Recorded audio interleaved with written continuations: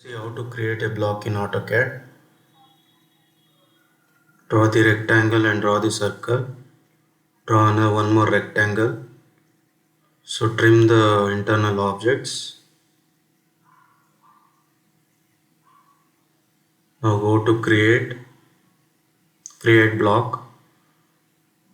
Now give a name to the block as QW and select the objects.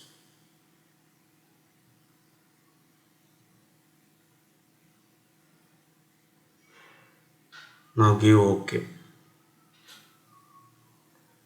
Now how to insert the block? Go to insert and create a block. Insert the block.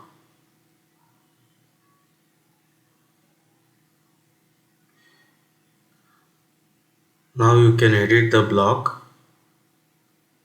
Select QW block and go to the block editor.